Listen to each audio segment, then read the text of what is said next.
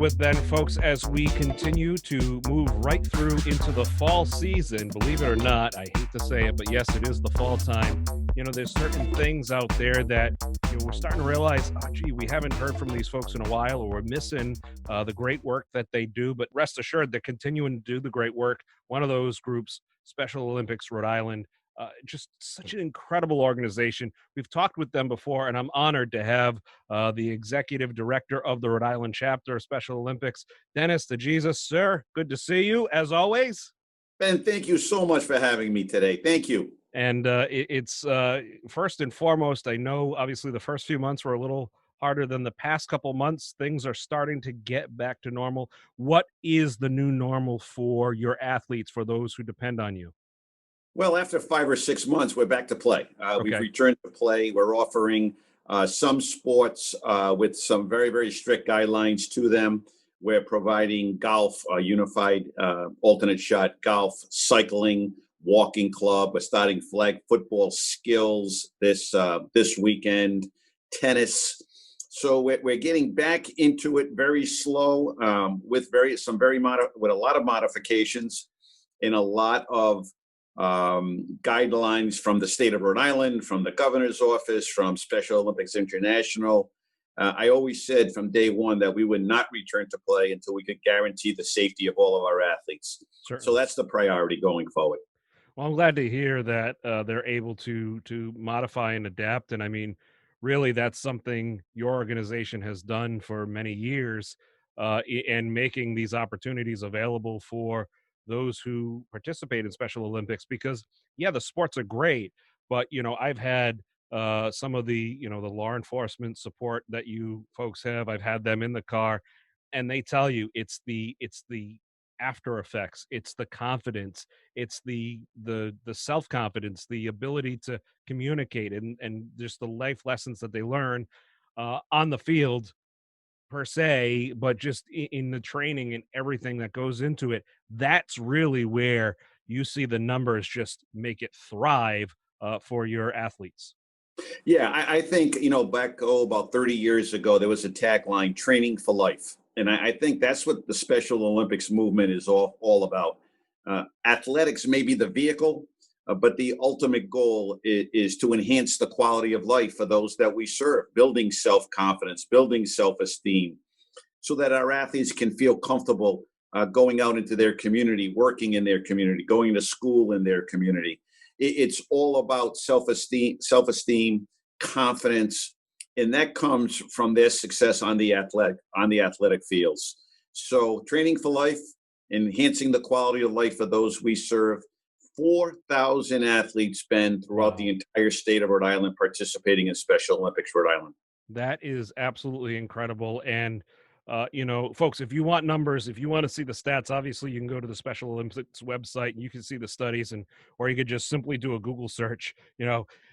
Does Special Olympic works? Yes, they do. And there is so much hard evidence. Dennis, we've been in the season of data and science, show us the numbers. You folks have been putting those numbers together for decades, and you have the evidence to prove it, how beneficial. So we're moving forward, and some of the events that were counted on as far as the support for funding, those haven't been able to happen. And you still maintain this level or this mantra that the athletes do not pay to participate. When Mrs. Shriver, Eunice Kennedy Shriver, founded Special Olympics some 55 years ago now, she stated no athlete would ever pay a participation fee or a registration fee. Okay. We've stayed true to that philosophy. Thus, the need for corporate sponsors, events, individual donations, to fund this program. Our budget now is about $1.7 million a year. Okay. And what we have to how we have to educate people in the state of Rhode Island. So many people come up to me and say, I know what you do. You do those games at URI. And I have to, reinforce the fact that we offer year-round athletic sports and training, 22 sports from January through December. It's not just the summer games. Sure. The summer games are the most visible thing we do because we get a lot of airtime and we get a lot of publicity around it. But weekly, Ben, I have to correct people and say, no, we're just not about summer games. We're providing athletic opportunities for 22 sports from January through December. Throw into that fitness, throw into that nutrition. We're teaching our athletes how to publicly speak, to deliver the message about Special Olympics. So we're much, much more than just athletics, and we're certainly much more than just the summer games down at URI. Well, I think any parent should understand that, and folks, even if you're not parents, regardless of the age or ability, you understand the fact that you can't just do something one point of the year and expect it to stick. You have to have that consistency. You have to offer that as a resource Right. to continue that learning as they grow, both mentally, physically, and emotionally. So that's incredible. You have a great opportunity coming up where people can get involved. It's called Celebrate the Movement. It's going to be taking place September 26th through October 3rd. Talk to me about this campaign. We wanted to create an event that was safe, number one, and successful financially. You and I have already talked. Since the pandemic hit, we have lost conservatively about $500,000 in sponsorships and event cancellations. So as a staff, we put our heads together and said, what can we do that's safe? And what can we do that could raise a lot of money? And that we came up with Celebrate the Movement. So on the week of September 26th to October 3rd, athletes, coaches, board members, staff, volunteers, friends of the organization can select a movement. They can walk, they can run, they can cycle, they can golf, whatever they want to do during that week. And it's all on an individual basis. Because we cannot gather in large groups and do a big walkathon, let's say on a Saturday morning at Colt State Park, everyone individually that during that week will select their movement, select their obligation, and then reach out to family and friends and ask for their financial support with the goal of raising about $100,000, Okay. continue our fall and winter sport menu. That's incredible. And it's easy. Anybody can do it of any level. And it's not like you're having to sign up to run a marathon, 26.2 miles. If you want to do a No. mile or Yep. or a 5K, those Mhm. options are there. Yeah. And, we've been blessed with tremendous support from everybody in the state of Rhode Island. Sure. Companies, foundations, corporations, individuals Yep. who have supported the athletes through the last 50 years.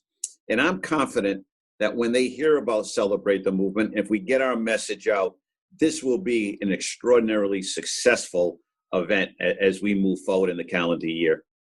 Well, Dennis, I think you and I should put on the calendar a Celebrate the Movement of our own. Maybe once we can get back together and everything, maybe we can move around the buffets at the Nordic Lodge or something, or something of that nature. I think you and I would both excel in. I think, sir.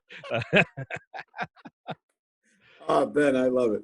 Hey, So that's a move. You got to move around the table. that's right. Those lobsters aren't going to put themselves on the plate, baby. Got to support our local restaurants. We really do. I agree. And you know what? You guys have had so much great support, the men, the women, the athletes of Special Olympics Rhode Island. Folks, here's what I challenge you to do. I challenge you to go onto their Facebook page. It's Special Olympics, the Rhode Island page. I challenge you to watch some of the videos of the past competitions or some of the videos of the athletes.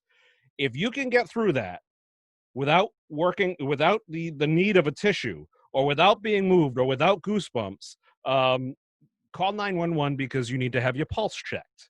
Because these athletes are absolutely inspiring. The stories that come out all the time are incredible. And let me tell you, the heart and the drive of the staff and volunteers behind it, Dennis, you folks and Jerry and everybody, you folks are all incredibly dedicated and talented people making this all happen. I got to put a little plug in for my board of directors, for my staff, our coaches, certainly all the people who are the backbone of this organization, who are all saying that we're in. We're all in on Celebrate the Movement. Yeah. And if we get that type of participation, we could really blow this one out of the water. Awesome. And it's incumbent upon all of us to get our message out to Rhode Islanders that we're in business, we're back on the playing fields. Please support the athletes of Special Olympics Rhode Island. And no donation is too small. No donation is too small. Well put. And it all is going to help support and move this organization forward during the fall and winter seasons. Couldn't have said it better myself. He is the executive director of Special Olympics Rhode Island. Sir, good to see you as always. Be safe, be well, and I will look forward to supporting you and celebrate the movement. Ben, thank you so very, very much for all you do and getting the message out for us. Thank you, Ben. We're all in it together, baby.